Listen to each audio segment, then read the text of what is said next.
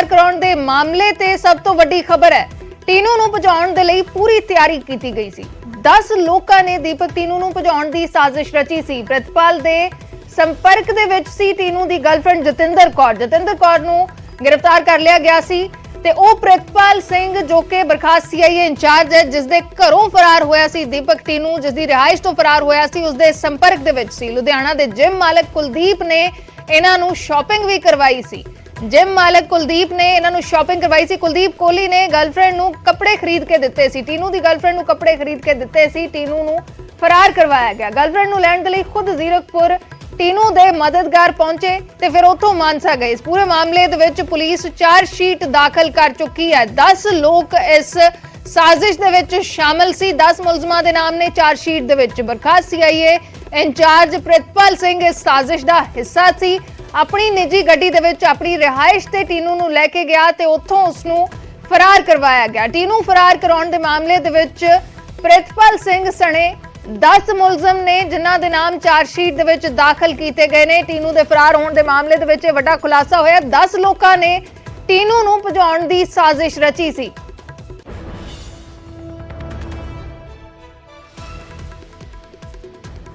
मनोज राठी मेरे सहयोगी इस वेले लाइव जुड़ चुके ने। मनोज, की कुछ पूरी जानकारी चार्जशीट ते?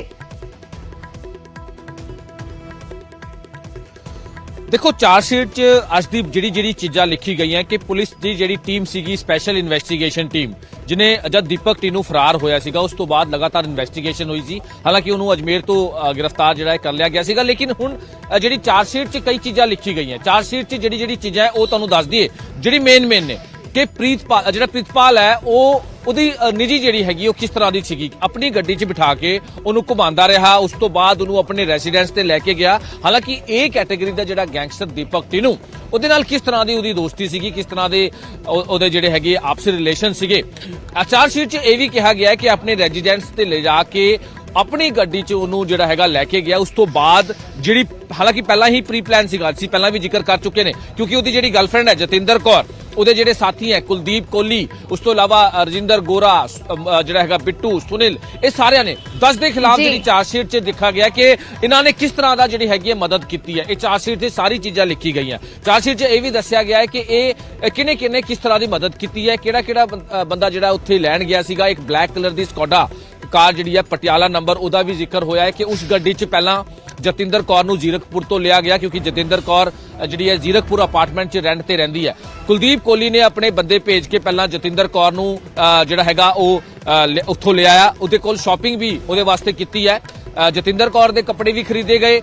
दीपक टीनू दे भी कपड़े जिहड़े हैगे ओह परचेज कीते गए किसी मॉल तो। उस तो बाद जतिंदर कौर नूं सीधा अपनी जिहड़ी ब्लैक कलर दी स्क्वाड है उत्थे मानसा जिहड़ा है पहुंचाया। यह भी दस्सिया गया है कि चार्जशीट जिहड़ी पुलिस की चार्जशीट है कि जतिंदर कौर जिहड़ी हैगी है उत्थे पहुंचदी है ब्लैक कलर की स्क्वाडा गड्डी च, और उस तो बाद जिहड़ी भी क्योंकि पहला ही पूरी प्लैनिंग सीगी, और ये सारी जिहड़ी प्लैनिंग हुई है, जिहड़ी फरारी की जिहड़ी प्लैनिंग हुई है, ये सारी जिहड़ी है फोन के थ्रू हुई है। एक दूजे के नाल गलबात कम्युनिकेशन के नाल ये सारी प्लैनिंग पहला तो ही हो चुकी सी कि किस तरह भजना है, किहड़े बंदे ने किस तरह की मदद करनी है। जिद्दां कुलदीप कोहली जिहड़ा हैगा उन्हें किस तरह मदद करनी है, बिट्टू की की ड्यूटी है, रजिंदर गोरा की ड्यूटी है, और जिहड़ा हैगा होर सुनील की की ड्यूटी है। ये सारियां दी जिहड़ी हैगी वख-वख जिहड़ी हैगी है, क्योंकि ये जिहड़ा रूट तैयार किया गया सीगा मानसा तो लैके हरियाणा वाया हरियाणा सीधा राजस्थान जिहड़े हैगे पहुंचे सीगे। ये सारी चार्जशीट च चीज़ां दित्ती गई हैं जिहदे विच एक पर्सन का नाम जिहड़ा हैगा, एक पर्सन का जिहड़ा काम है, उन्होंने किस तरह की मदद की, किस तरह की लॉजिस्टिक चीज़ां मुहैया कराई, ये सारी चीज़ां जिहड़ा हैगा जिक्र किया। इहदे विच बहुत अहम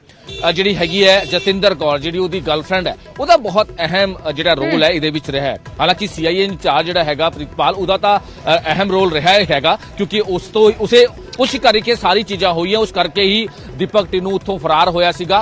तो इस पॉइंट ते सारी चार्जशीट च जिहड़ी चीज़ां ने बहुत अहम हो जाता है, क्योंकि 1 अक्तूबर नूं जब दीपक टीनू फरार होंदा है मानसा तो सीआईए इंचार्ज दे घर तो उहदे रेसीडेंस तो, उस तो बाद पुलिस ने जिहड़ा चार्जशीट च लिखिया है कि टैक्नीकल की मदद नाल ये सारी चीज़ों का खुलासा होया। टैक्नीकल की मदद किस तरह, सीसीटीवी जिहड़ी है खंगाली गई, उस तो बाद डंप डाटा जिहड़ा है वो चुक्या गया। डंप डाटा जिहड़ा चुक्या जाता है, उस तो बाद सीसीटीवी की मदद लीती जाती है। उस तो बाद पुलिस का जिहड़ा एक जिहड़ा SIT दे विच स्पैशल इन्वेस्टिगेशन टीम जिहड़ी पंजाब पुलिस की बनाई गई सी, और काफ़ी इहदे विच जिहड़ी हैगी है साइबर सैल की मदद लीती गई, IT सैल की इहदे विच मदद लीती गई, और उस तो बाद ਦਰ ਪਦਰ ਸਾਰੀ ਚੀਜ਼ਾਂ ਖੁੱਲਦੀ ਰਹੀ। ਕੁਲਦੀਪ ਕੋਹਲੀ ਦਾ ਇਹਦੇ ਵਿੱਚ ਬਹੁਤ ਵੱਡਾ ਜਿਹੜਾ ਰੋਲ ਹੈ, ਕਿਉਂਕਿ ਲੁਧਿਆਣਾ ਦਾ ਰਹਿਣ ਵਾਲਾ ਜਿਮ ਜਿਹੜਾ ਓਨਰ ਹੈ ਕੁਲਦੀਪ ਕੋਹਲੀ, ਉਹ ਕਾਫੀ ਕਰੀਬ 2 ਸਾਲਾਂ ਤੋਂ ਦੀਪਕ ਟੀਨੂ ਦੇ ਨਾਲ ਜੁੜਿਆ ਹੋਇਆ ਹੈ। ਦੀਪਕ ਟੀਨੂ ਲਾਰੈਂਸ ਤੇ ਜੱਗੂ ਦਾ ਬਹੁਤ ਖਾਸ ਜਿਹੜਾ ਹੈਗਾ ਉਹ ਦੱਸਿਆ ਜਾ ਰਿਹਾ, ਇਹਨਾਂ ਦੇ ਨਾਲ ਲਗਾਤਾਰ ਕਾਫੀ ਟਾਈਮ ਤੋਂ ਸੰਪਰਕ ਹੈਗਾ ਔਰ ਸਿੱਧੂ ਮੂਸੇਵਾਲੇ ਕੇਸ 'ਚ ਵੀ ਦੀਪਕ ਟੀਨੂ ਦਾ ਚਾਰਜਸ਼ੀਟ 'ਚ ਨਾਂ ਸ਼ਾਮਿਲ ਹੈਗਾ।